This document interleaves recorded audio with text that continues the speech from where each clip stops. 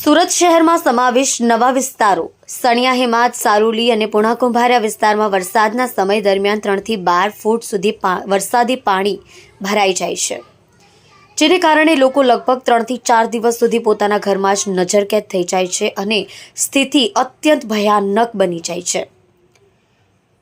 રસ્તાઓ પર બોટ તરતી શરૂ થઈ જાય છે। લગભગ 8 લાખ લોકો પ્રભાવિત થાય છે। જો કે હવે આ સમસ્યાના ઉકેલ માટે સુરત મહાનગરપાલિકા 48 કરોડથી વધુ ખર્ચ કરવા જઈ રહી છે। હવે સુરતના આ નવા વિસ્તારોમાં વરસાદી પાણીથી લોકોને ઘરબંધીનો સામનો કરવો નહીં પડે। મહાનગરપાલિકાએ આ 4 વિસ્તારો માટે સ્ટ્રોમ ડ્રેનેજ નેટવર્કનો પ્લાન તૈયાર કર્યો છે।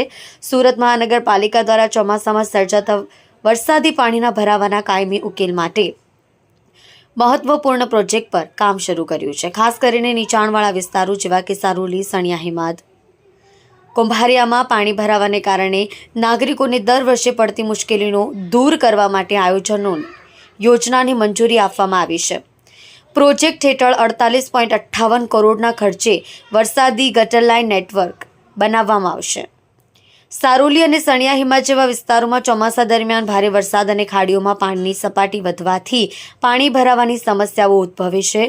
આ પાણી નિકાલ માટે હજી સુધી માત્ર હંગામી પમ્પિંગ મશીનરીનો ઉપયોગ કરવામાં આવ્યો હતો, જે તાત્કાલિક રાહત માટે પૂરતું હતું, પરંતુ કાયમી ઉકેલ નહોતો।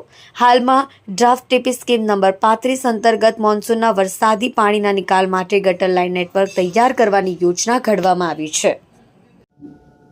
સુરત મહાનગરપાલિકામાં સમાવિષ્ટ નવા વિસ્તારો સણિયા, હેમાદ, સારોલી અને કુંભારિયા આ વિસ્તારો સુરતના નવા સમાવિષ્ટ થયેલા વિસ્તારો હોય। અહીં વરસાદી પાણીના ભરાવાની ફરિયાદ અને સમસ્યા કાયમ રહેતા હોવાની જાણ સુરત મહાનગરપાલિકાના શાસકો અને વહીવટી તંત્ર થતા સુરત મહાનગરપાલિકાના શાસકો દ્વારા વહીવટી તંત્રને સૂચના આપવામાં આવી હતી કે આ વિસ્તારોમાં વરસાદી પાણીના નિકાલ માટેની વ્યવસ્થા ગોઠવવામાં આવે, તે માટે સર્વે કરવામાં આવે અને વહીવટી તંત્ર દ્વારા આ સમગ્ર વિસ્તારમાં વરસાદી પાણીનો નિકાલ કેમ થાય તે માટેનો સર્વે તૈયાર કરવામાં આવ્યો હતો અને અંદાજે 48.5 કરોડના ખર્ચે આ 4 ગામોની અંદરના વરસાદી પાણીના નિકાલ માટે સ્ટોર્મ ડ્રેન નાખવાના કામને આપણે સુરત મહાનગરપાલિકાએ મંજૂરી આપી છે।